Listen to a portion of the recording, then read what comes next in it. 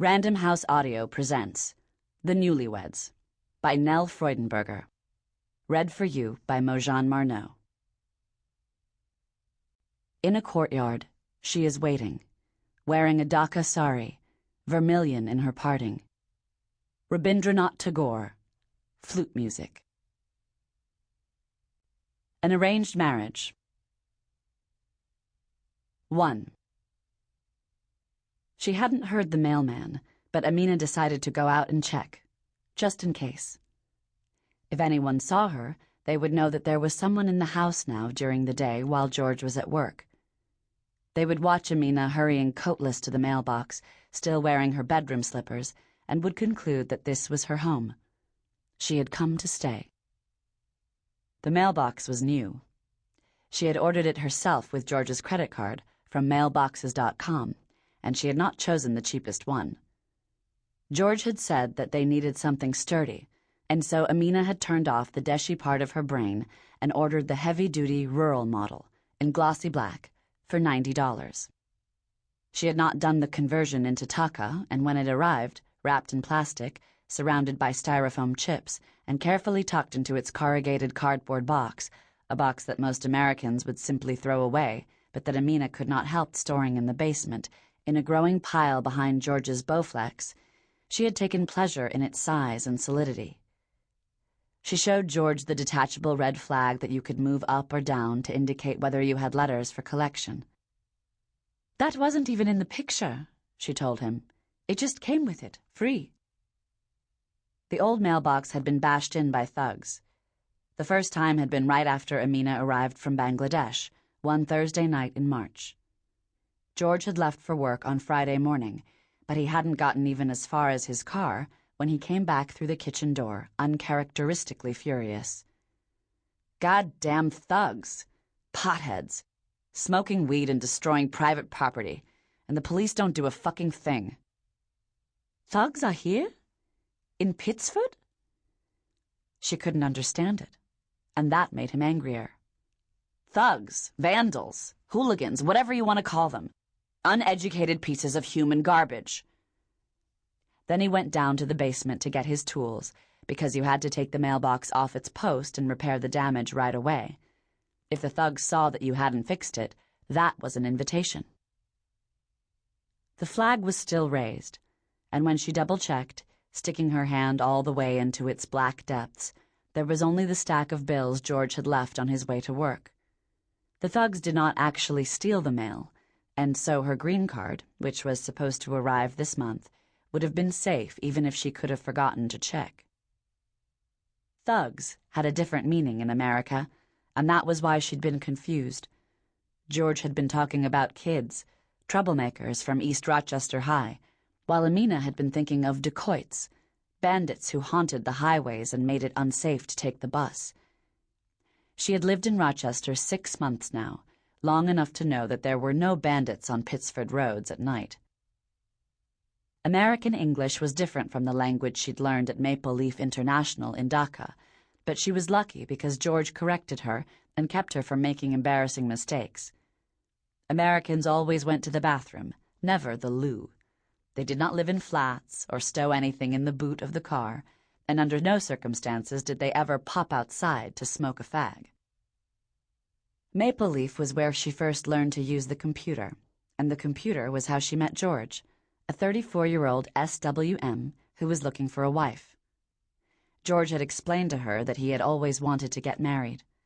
He had dated women in Rochester, but often found them silly, and had such a strong aversion to perfume that he couldn't sit across the table from a woman who was wearing it. George's cousin Kim had called him picky, and had suggested that he might have better luck on the internet, where he could clarify his requirements from the beginning. George told Amina that he had been waiting for a special connection. He was a romantic, and he didn't want to compromise on just anyone. It wasn't until his colleague Ed told him that he'd met his wife, Min, on AsianEuro.com that he had thought of trying that particular site. When he had received the first email from Amina, he said that he'd had a feeling. When Amina asked what had given him the feeling, he said that she was straightforward and that she did not play games, unlike some women he knew. Which women were those? She had asked, but George said he was talking about women he'd known a long time ago, when he was in college. She hadn't been testing him. She had really wanted to know, only because her own experience had been so different. She had been contacted by several men before George, and each time she'd wondered if this was the person she would marry. Once she and George had started emailing each other exclusively, she had wondered the same thing about him, and she'd continued wondering even after he'd booked the flight to Dhaka in order to meet her. She had wondered that first night when he ate with her parents at the wobbly table covered by the plasticized map of the world, which her father discreetly steadied by placing his elbow somewhere in the neighborhood of Sudan, and during the agonizing hours they had spent in the homes of their Dhaka friends and relatives, talking to each other in English while everyone sat around them and watched. It wasn't until she was actually on the plane to Washington, D.C., wearing the University of Rochester sweatshirt he'd given her, that she had finally become convinced it was going to happen. It was the first week of September, but the leaves were already starting to turn yellow. George said that the fall was coming early, making up for the fact that last spring had been unusually warm, a gift to Amina from the year 2005, her first in America. By the time she arrived in March, most of the snow was gone, and so she had not yet experienced a real Rochester winter. In those first weeks, she had been pleased to notice that her husband had a large collection of books, biographies, Abraham Lincoln, Anne Frank, Cary Grant, Mary Queen of Scots, John Lennon and Napoleon, as well as classic novels by Charles Dickens, Cervantes, Tolstoy, Ernest Hemingway, and Jane Austen. George told Amina that he was a reader, but that he couldn't understand people who waded through all of the garbage they published these days, when it was possible to spend your whole life reading books the greatness of which had already been established. George did have some books from his childhood, when he'd been interested in fantasy novels, especially retellings of the Arthurian legend and anything to do with dragons. There was also a book his mother had given him, 1001 Facts for Kids, which he claimed had basically got him through the stupidity of elementary school. In high school, he had put away the 1001 Facts in favor of a game called Dungeons and Dragons, but there were now websites that served the same purpose, and George retained a storehouse of interesting tidbits that he periodically related to Amina. Did you know that there is an actual society made up of people who believe the earth is flat? Did you know that 1 out of 20 people has an extra rib? Did you know that most lipstick contains fish scales? For several weeks, Amina had answered no to each of these questions, until she gradually understood that this was another colloquialism, perhaps more typical of her husband than of the English language, simply a way of introducing a new subject that did not demand an actual response.